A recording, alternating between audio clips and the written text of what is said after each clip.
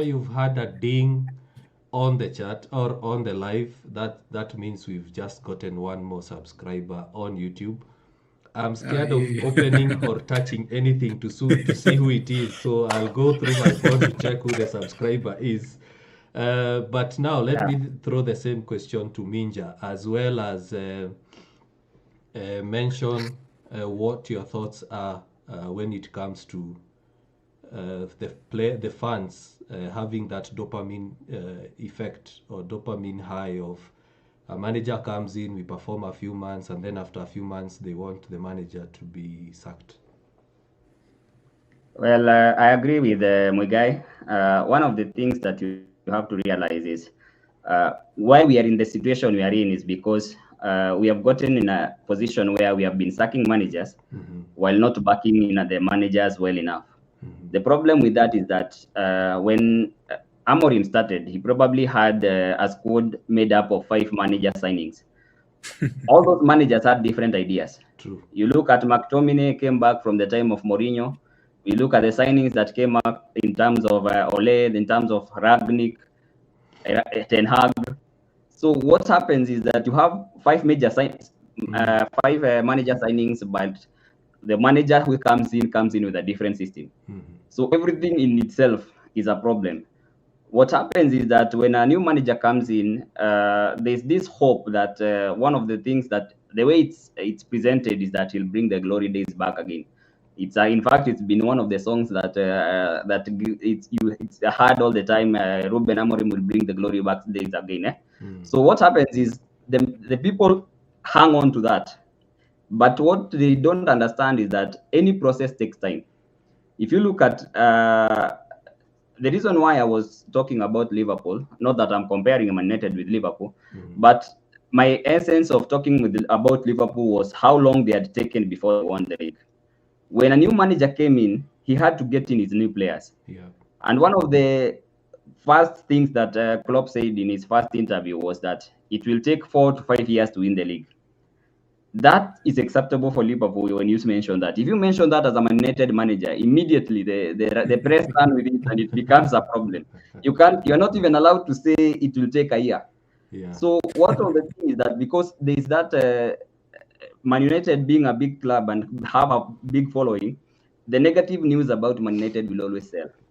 So anything that you mention that has a negative ring to it, the press will run with it.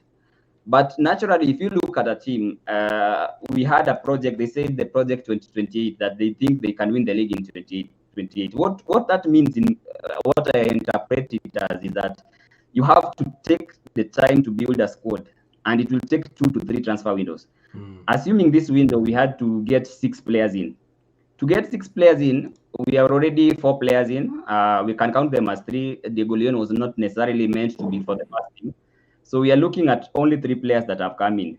By the end of this window, because we only have around 6 days, maybe 2 more players come in. So we don't complete the rebuild that we wanted. We go into the next window, we are looking to replace the ones because somebody like Rasmus Højlund is leaving. What happens is that we'll still need another striker. Chidobe is not good enough to start. Yeah. So the next window, we might probably even be thinking of a striker. Even after getting Sesko, we'll need 2 combative strikers to fight it out. Yeah. So what happens, in my opinion, is that it's a time that we need to get over the dopamine effect. Stop thinking that we can have instant results. Like Njoro said, if you look at the teams that realistically, if after finishing 15th, the next point you wanted to qualify for was Europe. In my opinion, by thinking qualifying for Europe, we weren't thinking about the first, second, third, and fourth positions.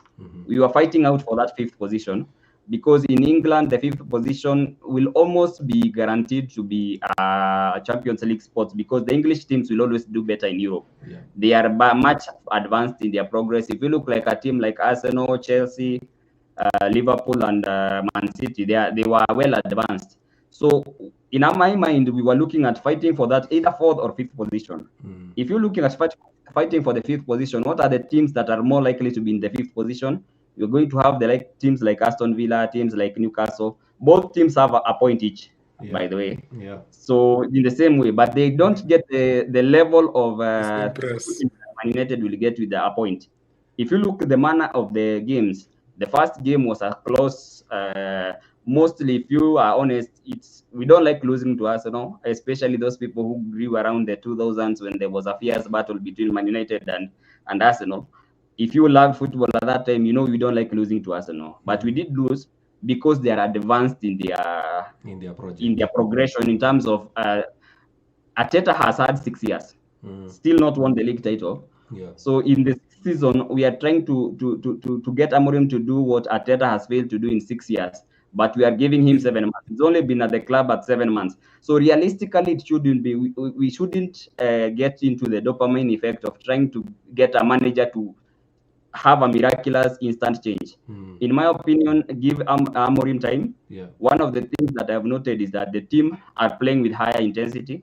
The team are making, in fact, if you look at last season, one of the biggest pet peeves with the season is that we were not closing down fast enough. If you look at this game against Arsenal, the reason why they couldn't score and the reason why the only chance they had that was good was from a set piece is because anytime they were going to make a shot, we were always there. If you look at Odegaard was given a ball and was coming in trying to make a shot, and we sprinted towards the ball and we were able to stop it. If you look at the previous game, there was a game we lost to Chelsea 4-3. One of the problems that on a corner, the pass that was given to Cole Palmer, he had all the time in the world to decide where to put the ball. Nobody sprinted towards him. So that is one thing that Amorim has changed. The reaction time to second balls, the reaction time to in fact, the stats shows we are reacting faster to second balls. We are blocking shots faster. We are recovering balls faster. We are pressing more. So those are the things that I look at, because when you look at a manager, sometimes when you're winning consistently and when you're not winning consistently, one of the problems is that you are not performing consistently. So if the performance is raised and it consistently raised from game to game, I believe we'll have more points. We'll be able to win more games. And what are the metrics for performance? There are things like the pressing. There are things like winning second balls. There are things like how fast do you close down players when they get the ball. So our stats have gone high in terms of pressing the ball, in terms of the recovery. In fact, we are recovering balls within 17 seconds after we lose them. Within 10 seconds, it could to be a case. If you look at the goal that one of the goals that were so ridiculous, there was a goal against Tottenham last season where Van de Ven went through our whole team. It took around 30 seconds and no one came close to him. So he ran through the whole team. He passed the ball and Dalot was not anywhere near Johnson when he scored. So I think those are the metrics that we should look at, and those are the metrics of performance that can be able to show us if the team is progressing or not.